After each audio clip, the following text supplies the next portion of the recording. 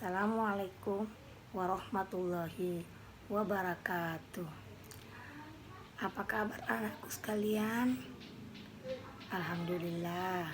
Semoga kita dalam lindungan Allah Subhanahu wa taala mendapatkan berkat dan rahmat, dan insya Allah pada hari ini Ibu akan memberikan materi tentang periodisasi sejarah Islam.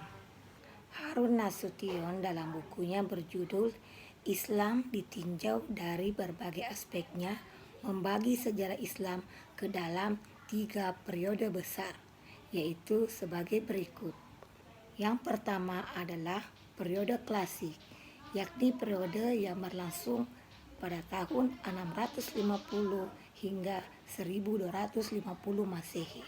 Periode klasik merupakan periode kejayaan Islam yang dibagi ke dalam 2 fase, yaitu yang pertama fase ekspansi dan integrasi, di mana pada fase ini berlangsung sejak tahun 650 hingga 1000 Masehi. Fase yang kedua yaitu fase disintegrasi, di mana fase ini berlangsung pada tahun 1000 hingga 1250 Masehi.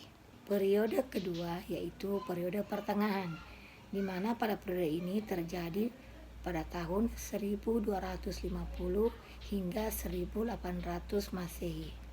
Pada periode pertengahan merupakan periode kemunduran Islam, yang mana dibagi menjadi ke dalam 2 fase, yaitu yang pertama fase kemunduran. Fase kemunduran terjadi pada tahun 1250 hingga 1500 Masehi. Dan yang kedua adalah fase munculnya ketiga kerajaan besar yang terjadi pada tahun 1500 hingga 1800 Masehi, yang dimulai dengan zaman kejayaan, yaitu terjadi pada tahun 1500 hingga 1700 Masehi. Dan zaman kemunduran terjadi pada tahun 1700 hingga 1800 Masehi. Periode ketiga adalah periode modern, di mana berlangsung sejak tahun 1800 hingga saat sekarang ini. Periode modern merupakan periode kebangkitan umat Islam yang ditandai dengan munculnya para pembaharu Islam. Masa kejayaan Islam terjadi pada sekitar tahun 650 hingga 1250 Masehi. Periode ini disebut dengan periode klasik. Pada kurun waktu itu terdapat 2 kerajaan besar, yaitu Kerajaan Umayyah atau sering disebut Daulah Umayyah, dan Kerajaan Abbasiyah yang sering disebut Daulah Abbasiyah. Pada masa Bani Umayyah, berkembangnya Islam ditandai dengan meluasnya wilayah kekuasaan Islam dan berdirinya bangunan-bangunan sebagai pusat dakwah Islam. Kemajuan Islam pada masa itu meliputi bidang politik, keagamaan, ekonomi, ilmu bangunan atau arsitektur, sosial, dan bidang militer. Kemajuan umat Islam pada masa Bani Umayyah atau Bani Abbasiyah tidak terjadi secara tiba-tiba, akan tetapi disebabkan oleh 2 faktor, yaitu faktor internal dan faktor eksternal.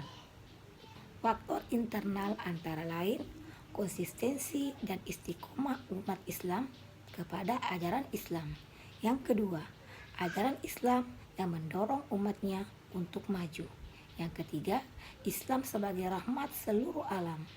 Yang keempat, Islam sebagai agama dakwah sekaligus keseimbangan dan menggapai kehidupan duniawi dan ukhrawi. Faktor yang kedua yaitu faktor eksternal, antara lain sebagai berikut. Yang pertama, terjadinya asimilasi antara bangsa Arab dan bangsa-bangsa lain yang lebih dahulu mengalami perkembangan dalam ilmu pengetahuan. Pengaruh Persia pada saat itu sangat penting. Persia banyak berjasa dalam bidang pemerintahan, perkembangan ilmu filsafat, dan sastra. Adapun pengaruh Yunani masuk melalui berbagai macam terjemahan dalam banyak bidang ilmu, terutama filsafat.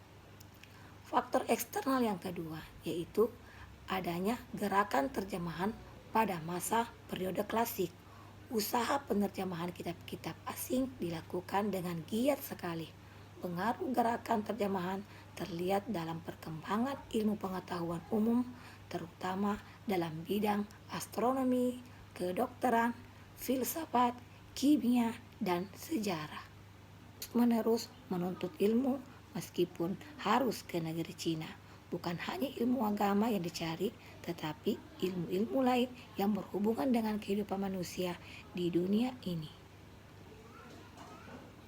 Yang ketiga adalah mengembangkan ilmu agama dengan berijtihad. Contoh ilmu pengetahuan umum dengan mempelajari ilmu filsafat Yunani, maka pada saat itu banyak bermunculan ulama fikih, tauhid atau kalam, tafsir, hadis, ulama dalam bidang sains yaitu ilmu kedokteran, matematika, optik, kimia, fisika, geografi, dan lain-lain.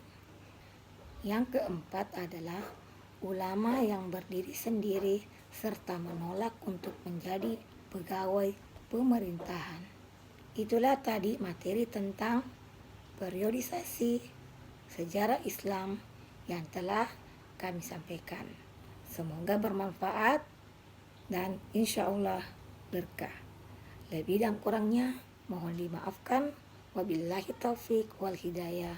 Wassalamualaikum warahmatullahi wabarakatuh.